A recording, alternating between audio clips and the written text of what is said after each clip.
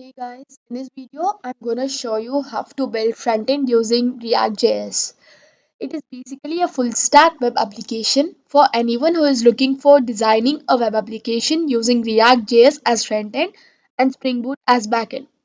In this video we'll be learning how to build React application, how to build Spring Boot application, how to encapsulate the backend to the frontend. Here you'll be needing Maven or Gradle, npm and Java pre-installed, and make sure your configurations are right. Here I'll be explaining whole process involved in developing frontend using React. This application basically creates, reads and updates. It is an application that is going to be communicating with backend and it's going to have a database which in our case is MySQL. I'm gonna use React tab boilerplate, so npx React app and a file name and press enter. So this is gonna take a while. So this shows it is successfully installed. Let's see if it is installed or not.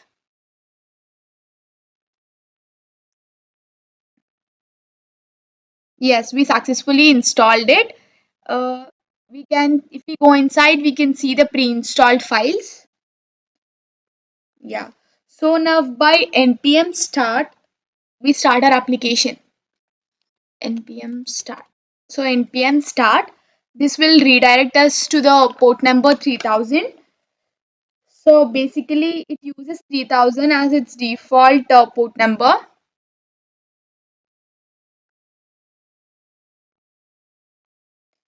So here this is a default display for all the React applications.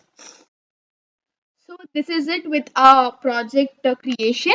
So now we'll navigate through the code we already developed. So what we are going to do is almost everything in our application is going to be made through app.js. So the router tag here points our path to whatever components we define. Let's say here we got the add employee. So this routes us to add employee. And same with the table, it views the table. And next let's go to add employee.js.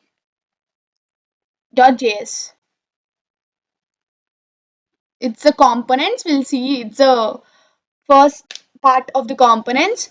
So here when you navigate through the add employee, you'll find how each and every element works. So first let's see how it is, the basic model of it.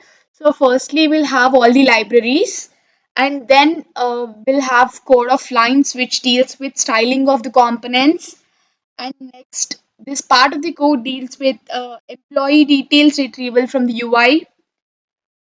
So here we see use state. So use state is for retrieving data which we entered into the text component. So now we have retrieved. So what is the next step? We have to map.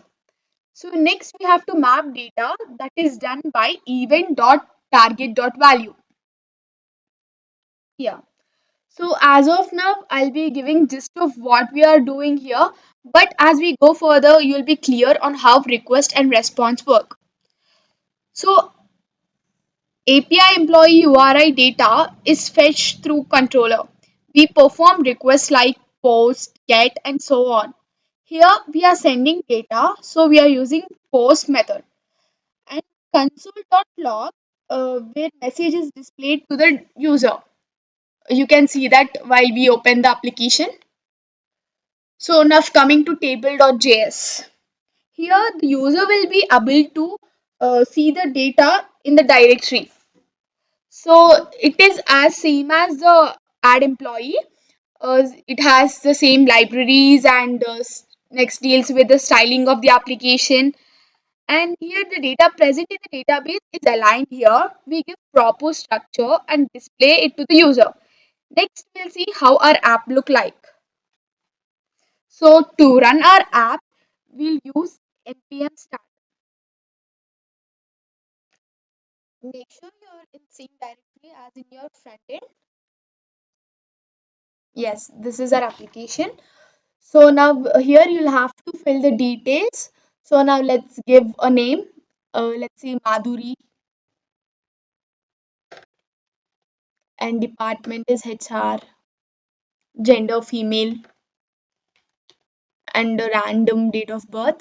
So let's save it. Before saving, you can see here the status which I have mentioned here. Whatever we enter in the console.log is displayed here. So now as we save the details, let's see whether we are getting that in our records or not. So view employee details. Yeah. So the entries which just we gave just now are here. So Madhuri HR and all. Yes. So this is it about the front end. Now in the next video we'll be discussing about backend. Thank you.